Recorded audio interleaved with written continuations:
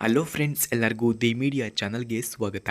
ಸ್ನೇಹಿತರ, ಇಂದು ನಾವು ಕೇಳಲಿರುವ ಕತೆ ಕಣ್ಣೀರಿನಿಂದ ಕೂಡಿದ ಬದುಕಿನಲ್ಲಿ ಮತ್ತೆ ನಗುವ ಹೂವನ್ನು ಅರಳಿಸಲು ಹೊರಟಿರುವ ಒಂದು ಮಹಿಳೆಯ ಬಗ್ಗೆ ಆಗಿದೆ.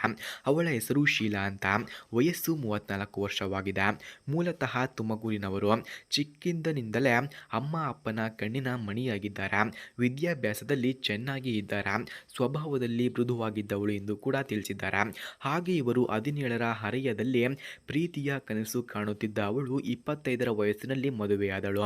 ಗಂಡ ಸತ್ಯವಾಗಿಯೂ ಒಳ್ಳೆಯವನು, ಪ್ರೀತಿಯಿಂದ ಕಾಳಜಿಯಿಂದ ನಡೆದುಕೊಂಡ. ಆದರೆ ಜೀವನದ ಕ್ರೂರ ಆಟ ಯಾರಿಗೂ ಹೇಳಿ ಬರೋದಿಲ್ಲ ಎಂದು ಹೇಳಿಕೊಂಡಿದ್ದಾರೆ. ಮದುವೆಯಾದ 4 ವರ್ಷಗಳ ನಂತರ ಒಂದು ಅಪಘಾತದಲ್ಲಿ ಅವಳ ಗಂಡ ಪ್ರಾಣ ಕಳೆದುಕೊಂಡ ಎಂದು ತಿಳಿಸಿದ್ದಾರೆ. ಆ ಕ್ಷಣದಲ್ಲಿ ಅವಳ ಲೋಕವೇ ಬದಲಾಗಿತ್ತು ಎಂದು ಕೂಡ ತಿಳಿಸಿದ್ದಾರೆ. ಹಾಗೆ ಸ್ನೇಹಿತರೆ, ಇಂತಹ ಗಂಡನನ್ನು ಕಳೆದುಕೊಂಡಂತಹ ವ್ಯಕ್ತಿಗೆ ಯಾರಾದರೂ ಬಾಳು ಕೊಡುವಂತಹ ವ್ಯಕ್ತಿ ಇದ್ದರೆ ಅಥವಾ ಇವರ ಫೋನ್ ನಂಬರ್, ಅಡ್ರೆಸ್ ನಿಮಗೆ ಬೇಕಾಗಿದ್ದರೆ ಮೊದಲು ನಮ್ಮ ಚಾನಲನ್ನು ಸಬ್ಸ್ಕ್ರೈಬ್ ಮಾಡಿಕೊಳ್ಳಿ. ಆ ನಂತರ ಜಾಯಿನ್ ಎಂಬ ಬಟನ್ ಕಾಣಿಸುತ್ತದೆ.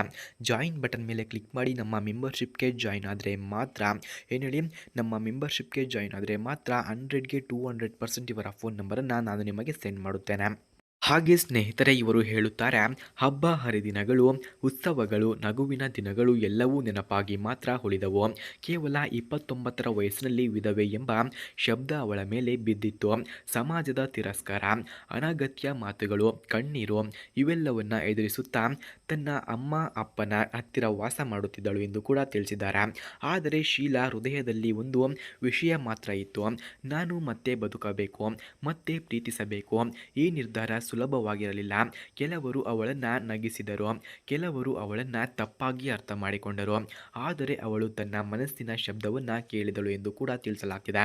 ಹಾಗೆ ಸ್ನೇಹಿತರೆ, ಇಂದು ಅವಳು ತನ್ನ ಜೀವನದ 2ನೇ ಅಧ್ಯಯನಕ್ಕಾಗಿ ಕಾಲಿಡಲು ಸಿದ್ಧಳಾಗಿದ್ದಾಳೆ. ಅವಳಿಗೆ ಬೇಕಾಗಿರುವವರು ಹೃದಯದಲ್ಲಿ ಒಳ್ಳೆಯವನು ಆಗಿರಬೇಕು, ಗೌರವದಿಂದ ಪ್ರೀತಿಯಿಂದ ನಡೆದುಕೊಳ್ಳುವವರು ಆಗಿರಬೇಕು.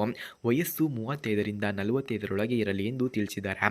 ಮದುವೆಯಾಗಿದ್ದರೂ ವಿಧವನಾಗಿದ್ದರೂ ಪರವಾಗಿಲ್ಲ, ಆದರೆ ಮನಸ್ಸು ಶುದ್ಧವಾಗಿರಬೇಕು ಎಂದು ತಿಳಿಸಿದ್ದಾರೆ. ಅವಳು ಹಣ ಸಂಪತ್ತಿಗಿಂತ ಮಮತೆ, ಪ್ರೀತಿ, ಭದ್ರತೆ ಇವುಗಳನ್ನು ಮುಖ್ಯವೆಂದು ನೋಡುತ್ತಾಳೆ.